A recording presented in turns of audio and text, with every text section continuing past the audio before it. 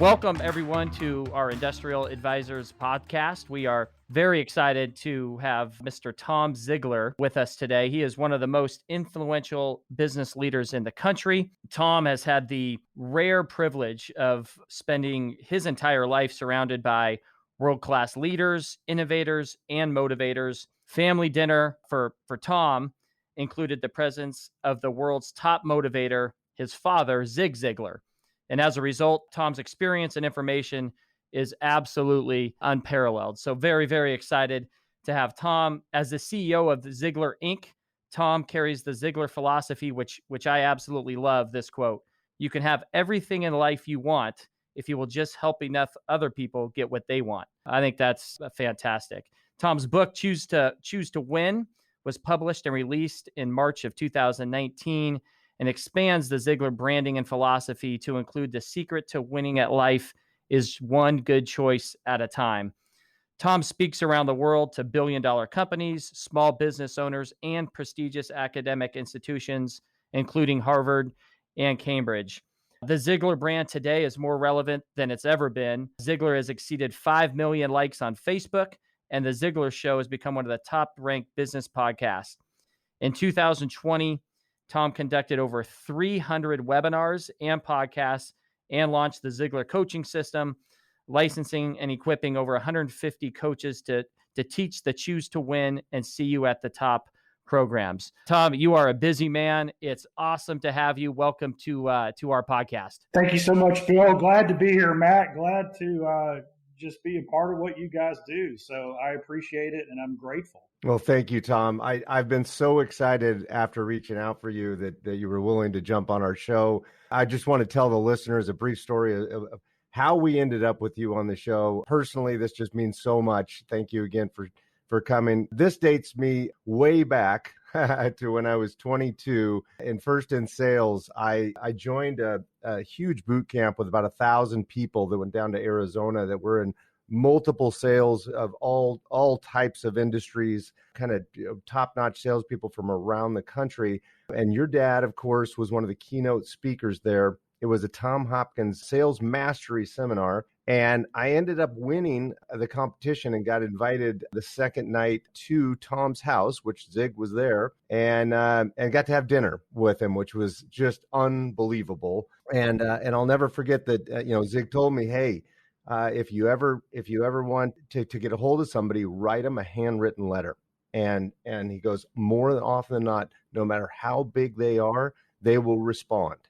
And so sure enough, I spent a great night with your dad. It was unbelievable. And at the time, I tell you, I was reading all his books, listening, back then it was on cassette tapes, which will really date me. And I used to listen to your dad, his autobiography and all of his books on cassette tapes in between sales calls. And I learned so much. It was huge. And fast forward, I got into commercial brokerage, was successful in that.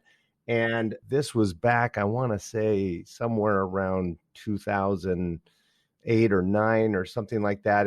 And Zig was a featured keynote speaker for the Sales Success Seminar. And back then it was like, Colin Powell and George Bush and Zig, of course, was the frontliner. So he's coming to Seattle. I wrote him a card, just like he told me when I was 23. I wrote him a personal card and said, hey, you're coming to town. I'd love to buy you breakfast. Sure enough, I got a call from your guys' organization, and he invited me and my wife to join him and the redhead, your mom, and Julie, his daughter, for breakfast before the seminar. And then to my surprise, after a great breakfast with them, he invited us to travel over to, at the time, Key Arena, and put us in the front row with your family to watch him on stage. And it was definitely a highlight of my life. And thank you and your family for that, because it was definitely, I would say Zig was, I learned more from Zig than anybody next to my father. That's awesome. And that story, Dad was always, that was just the way he was. If somebody reached out personally, took a little extra time, kind of told the story, he would do whatever he could to bring them in. So, and, I think that's a challenge today. So many people feel like, oh, they'll never listen, they'll never respond, and so they never even try. And that's really a key to success, isn't it? It's just to reach out and say, hey, can we get together and connect? So I'm glad you did. That's right. Well, thank you. Well, as successful as your dad was, obviously you've done phenomenal with the company, and what you've done is just so impressive. Tell us a little bit about growing up. Tell us about your early days, your hobbies, your early jobs, a little bit of history so the listeners get to know you. Yeah, you bet. So, the first thing is as good as Dad was on stage, he was even better at home. Just amazing in every regard in that way. And so I kind of had, when somebody says, how was it growing up? It was unbelievable. I mean, it was just a great environment. My sister Julie, who you met, she's almost 10 years older than me. So she kind of moved out of the house by the time I was 8. And so I was kind of an only child. So I got to go on all these trips and meet all these people and see the world with Mom and Dad. Went to college and just really loved that. I thought I was going to be a professional golfer on the PGA Tour. That I played golf in college. It was a non-scholarship school, so I don't want anybody to think it was, at that top level elite status. But for 3 years, after college, I that was my goal, and it didn't work out. I figured out I got to almost the top level and figured out there's a big difference between somebody who's really, really good and somebody who's on the tour. So, went into, in fact, Hank Haney was my instructor. Wow. And of course, he's pretty well known now because he worked with Tiger Woods and a bunch of people. But I love that. And then I started working at the company to basically support my golf habit and move through the warehouse and production and into sales. And I fell in love with sales. And so so I always wondered if golf didn't work out, would I miss it? And because two things happened. One, I gave it all I had and realized, it's probably not for, just talent wise, it's just not going to happen. And then I fell in love with sales at the same time. And that was just a huge, huge, break to find something new. And then through sales and sales management and leadership, I've been the CEO and president of the company for about 26 years now, 27 years. So it's just been phenomenal. I kind of worked every job in the company to get there, which is really good. To have that background, everything else, it's just a huge asset today. And tell me about the first sales job you had with the firm. What were you calling on? What types of companies and what were you selling? Yeah, so this is back in the old days when people used to call us, right? I mean, this is people wanted something, they called you. There weren't websites really. There wasn't email marketing. There wasn't, block on your phone to make sure you're not getting a spam call, that stuff. So I was on inbound. I did make outbound calls, but a lot of my stuff was people wanting Ziglar content, sales training, motivation, personal development, goal setting, leadership, kind of everything that we are known for. And I'll just tell a quick story. The first sale that I ever made, I was on the phone. I'd just been through a week of training and I'm kind of nervous, and everybody who's out there has got sales background. You know what I'm talking about. For sure. You're like, oh no, I'm going to talk to a customer today or a prospect. And even though I'd grown up around it, I'm still kind of nervous. And so, of course. So the phone rings, I pick it up, and this guy on the other end, and man, I thought this guy was like ancient. He was probably 60 or 65 years old. I mean, he was just, and because I'm a kid, I'm 20, how old have I been? 24. He's ancient to you for sure. I know. And he says, he tells me this story. Okay. So this is a great story for what Ziglar's known for. He says to me, my son-in-law and daughter are going through a real difficult time right now. My son-in-law is a dentist. We love him. They've got 3 kids under the age of 5. He graduated from dental school with a lot of debt, and then he bought a dental practice. So they're just kind of covered up in debt. They're trying to get ahead, but it's put a lot of stress on their personal life. What do you have that would benefit them? And so I'm a freshly trained salesperson. Yep. So the catalog just started pouring out of my mouth, which is the most horrible, worst thing you could ever do, right? Show up and throw up. I was throwing up. And so he heard the sounds of the vomiting, right? And he said, wait, he goes, wait. Here's what we'll do. I'm going to give you my American Express card. You just send them anything you think they need. Is it okay if we pray? Wow. So that was my very first sale. Wow. I remember it like it was yesterday. And so here's the thing. Did I make the sale? No, I didn't make the sale. Dad's reputation made the sale. Right. And then I suddenly had this kind of moral dilemma because part of me is like, I'm going to send him everything because he gave me his American Express card. And then the other part of me was, no, you better only send them what they really need. That's right. And that taught me another lesson, that if you get in the practice of delivering to the client exactly what's best for them, what they need, then you can have the reputation where people say, hey, just send me what you think. Here's my credit card. And that was just like day one lesson. And now I'm 56. So over 30 years later, walking in those footsteps everywhere I go, it's like I'm surrounded by friends and family. My first conversation with you, it was like we'd known each other for 30 years. Absolutely. That's a great story and great points, Tom. I do want to ask you, you're a father, you're a husband. Tell us a little bit about what your philosophies are on being a dad and a husband. Yeah, so I have a daughter who is 26. She just got married.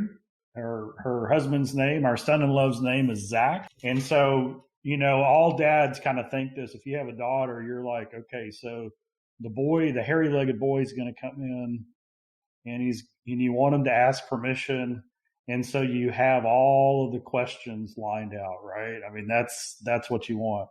And here's the cool thing is when he came in all nervous, even though it really wasn't a surprise because of how long they'd been dating and all the conversations, we talked for 3.5 hours. And we talked about the big things in life. We talked about faith and belief in kids and finances and money and, what happens when this happens. And so I learned that from Dad. If we're going to have a real relationship, we've got to go deep on these questions that a lot of people, they just never come up or they kind of avoid them. Plus, I had the ultimate question. I asked the financial question. I said to Zach, I said, are you able to support a family? And he said, yes. And I said, great, because including Alexandra, there's 3 of us. And so that got the laugh that you would expect. but that moment wasn't created when he walked in. That moment was prepared for since the day my daughter was born. So Dad talked about being intentional. And so whether it's with your spouse or your kids, you've got to look into the future and say, what do I want to happen? What kind of life do I want them to have? What kind of career do I want them to have? Who do I want them to marry? And then you start laying the foundation today. I remember I was coaching this guy, and he was in his early 30s. He was a multimillionaire, and he basically hadn't been on a date in 10 years. And he said, I want to get married. I should probably date. And I was like, well, yeah, that usually comes first. Good start. Good starting point. And he said, what do you think? And I said, I think you should. And I said, who do you, describe the person you want to marry? And so he said, fun, good sense of humor, integrity, dependable, loyal, trustworthy. And so he went down all the character qualities that we all value, right? Mm-hmm. And then he looked at me and he said, I think I just described a unicorn. How do I catch a unicorn? And I said, oh, that's easy. You become a unicorn. Well said. Right. And so here's the thing is, I think it was Jim Rohn. He kind of said this. He said, we don't attract what we want. We attract what we are. That's pretty deep. And so whether you're a leader in a business or a mom or a dad or a young person trying to figure out your way in life, who do you want to be around? Who do you want to have relationships with? Describe them and then build those character qualities in you.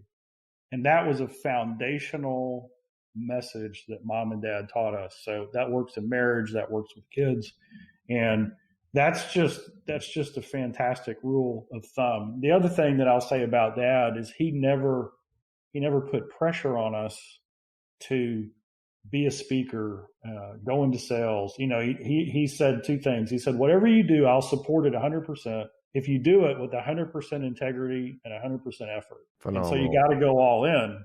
And then you add that to with our kids. And this is what I've tried to do is you don't compliment your kids on a gift or a talent that's natural, that they have no control over.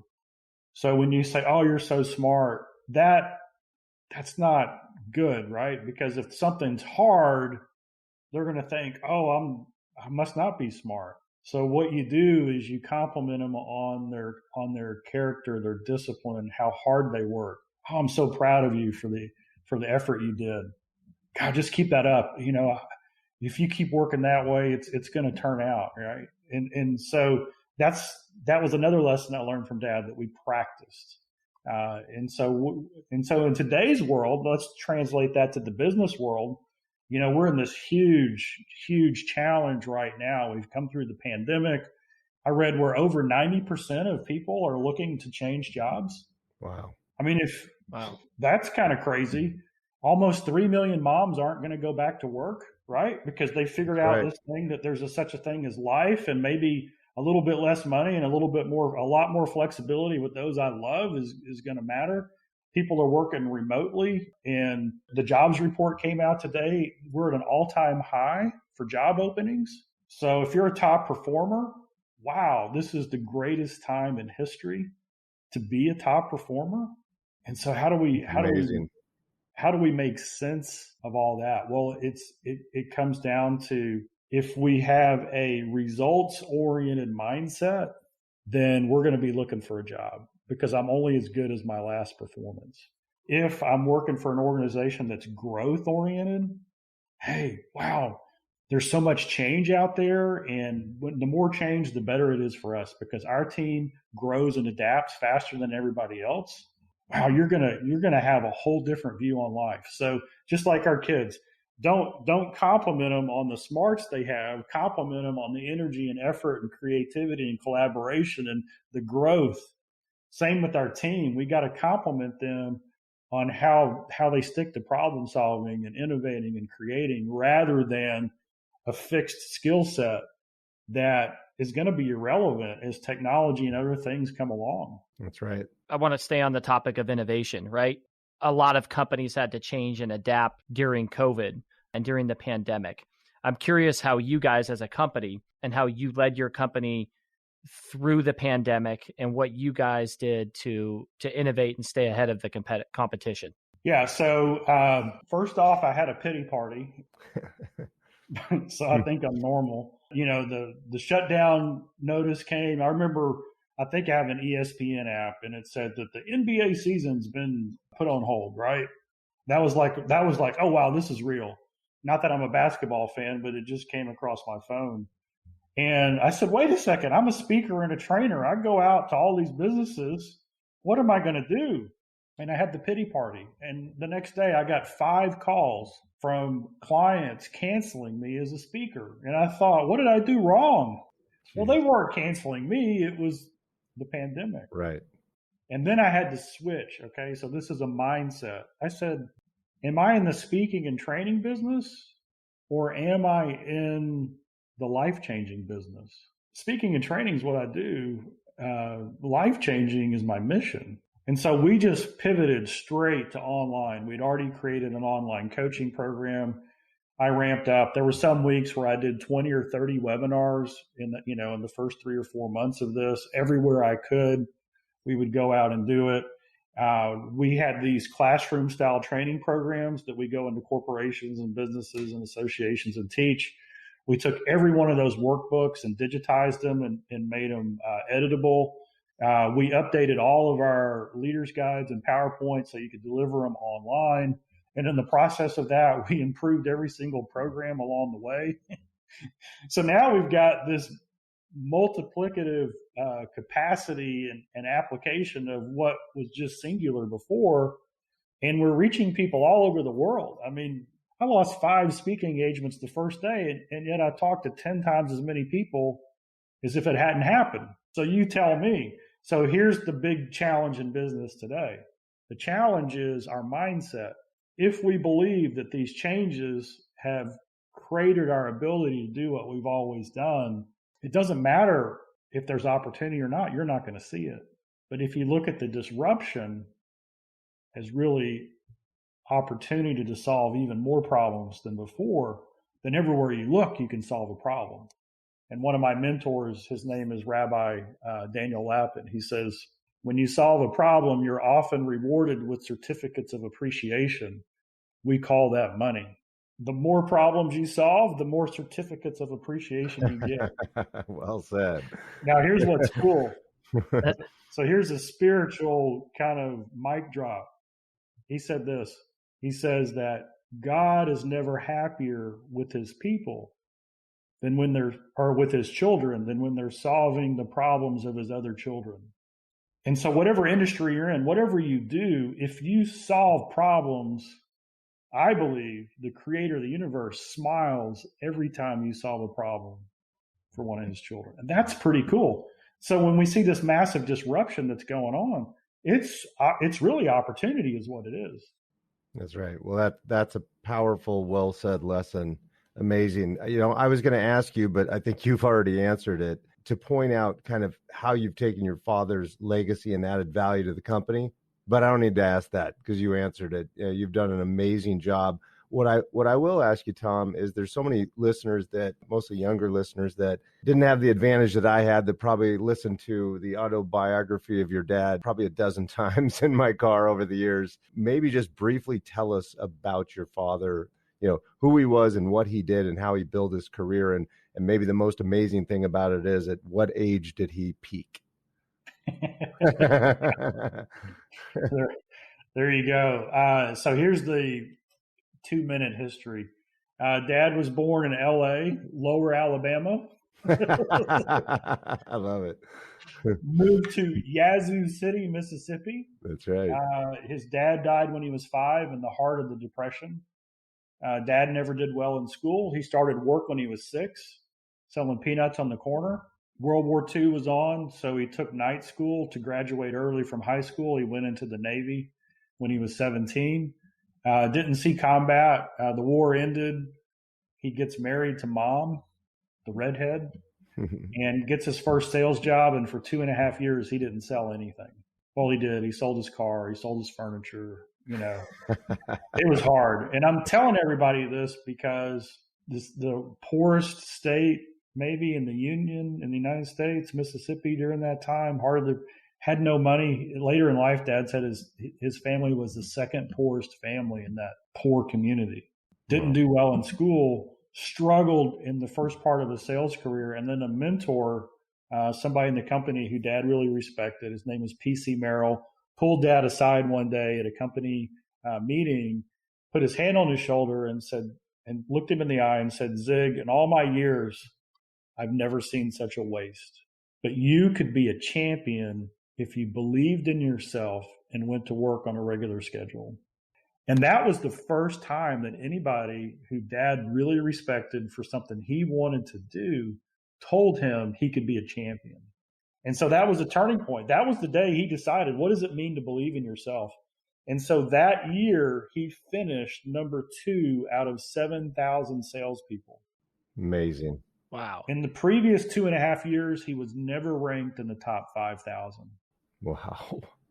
And so for you listening, what changed? Did he know more about the product? Did he get better at his presentation? No, none of that.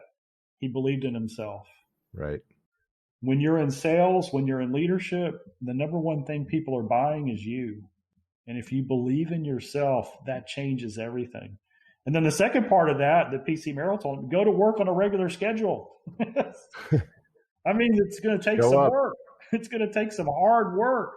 And so that was the building of his career. And so when you become that high ranked in sales, leadership says, hey, can you teach other people how to sell? And that's how we started training. And when he first started sales training, it was all about technique and process. And then he realized that really wasn't having the impact. And then he started talking about personal development and motivation and attitude and what it meant to believe in yourself. And that's what changed everything. And so his speaking career grew out of that. And then in 1974, the book See at the Top came out and put him on the map.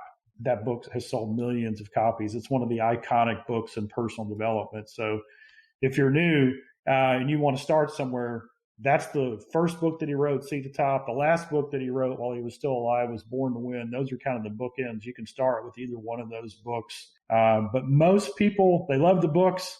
But if you haven't heard Zig Ziglar, you can check him out at YouTube. We have free audio downloads at our website that you can get and listen to him, because he has an amazing ability to speak into an individual's mind and heart in a way they understand it and then take action on it. And that's unique.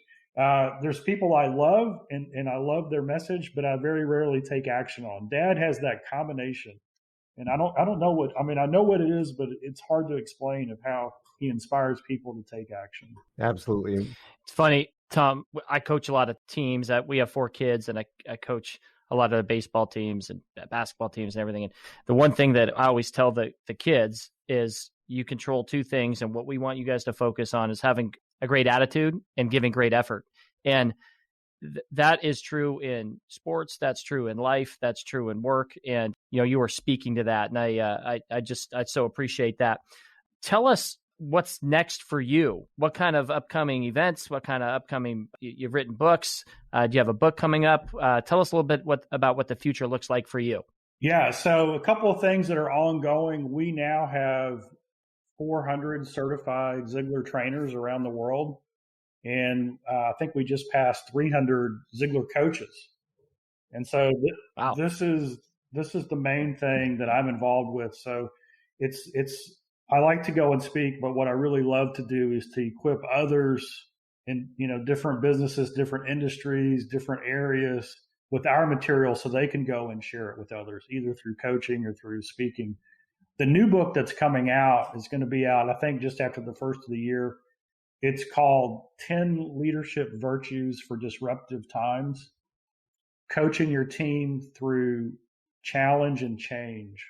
And it's really geared towards leaders. And a marketing look at it from a leadership side would be, because this is the big issue right now in the business world, how do I attract, grow, and keep top performers so that they can become leaders who attract, grow, and keep top performers? I mean, the game has changed. I mean, it is a totally new environment. And so in that, we're going to be creating a classroom program for leaders that organizations or individuals can go through, and a coaching program where we coach leaders how to coach their people.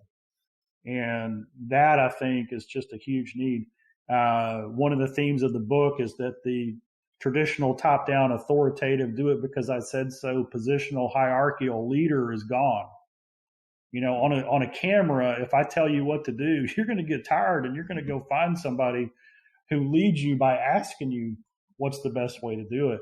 And so we call that coach leadership. And we have a whole, for the leaders who embrace coach leadership, I tell you what, I'm so excited about what's happening around the world from a balanced life approach.